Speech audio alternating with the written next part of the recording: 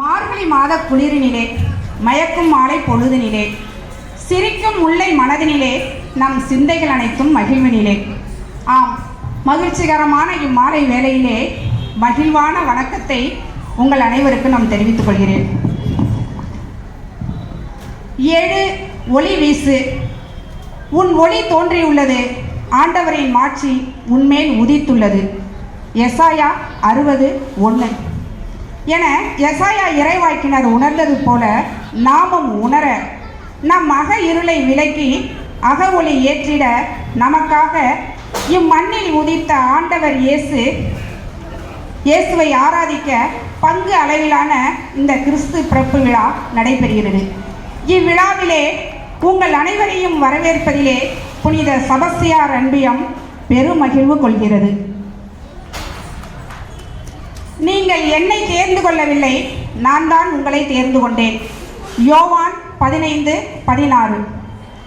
இறை இயேசுவின் சிறந்த தேர்ந்தெடுப்பாய், சேவைக்கே சேவை செய்யும் சேவகனாய், குழப்பங்கள் நிறைந்த சூழ்நிலையிலும் கூட தெளிந்த நீரோட்டமாய், சிந்தையை பக்குவப்படுத்துவதில் சிறந்த குருவாய், தன்னிடம் வருபவரை அப்படியே பிரதிபலிக்கும் கண்ணாடி போல் தம்மிடம் வருபவரிடம் தன்னை பிரதிபலிக்காமல் இறை தன்னை பிரதிபலிக்கும் சிறந்த மனிதனாய் திகழும் நமது பாசமிகு பங்கு தந்தை அவர்களை பாசத்துடன் வரவேற்கின்றோம். விடாமுயற்சியோடும் ஆவல் மிக்க உள்ளத்தோடும் ஆண்டவருக்கு பணிபுரியுங்கள். ரோமையர் 12:11.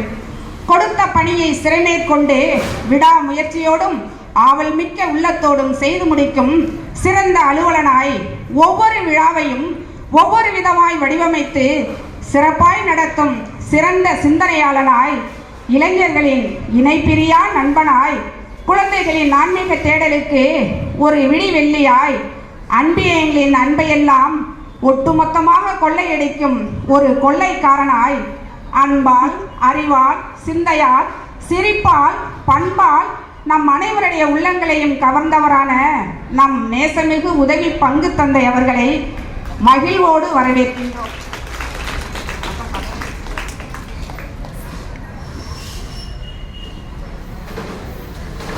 தூய்மையான உள்ளத்தோர் பேறு பெற்றோர், ஏனெனில் அவர்கள் கடவுளை காண்பர். மத்தேயு நற்செய்தி 5:8. தூய்மையான உள்ளத்தோடு இறைப்பணியே தம் பணி என நினைத்து இறைவனுக்கே தன்னை அர்ப்பணித்து இறைப்பணியை நற்பணியாய் நற்செய்தி பணியாய் ஆற்றி வரும் சோளம்பேட்டை அருள் சகோதரர் அவர்களை உள்ளன்புடன் வரவேற்கின்றோம். ஆண்டவரின் கையில் நீ அழகிய மணிமுடியாக திகழ்வாய், உன் கடவுளின் கரத்தில் அரச மகுடமாய் விளங்குவாய். எசாயா 62:3.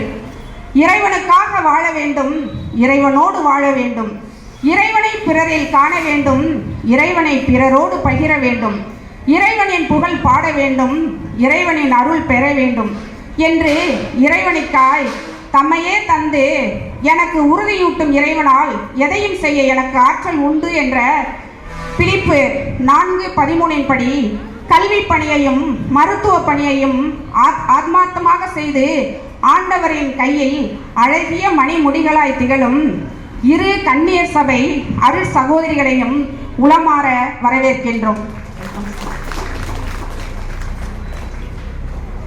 உள்ள மகிழ்ச்சியே மனிதரை வாழ வைக்கிறது, அகமகிழ்வே மானிடரின் வாழ்நாளை வளர செய்கிறது. சீரா 30:22 எனும் இறை வாக்கிற்கேற்ப உள்ள மகிழ்வோடு இன்றைய கிறிஸ்து பிறப்பு விழா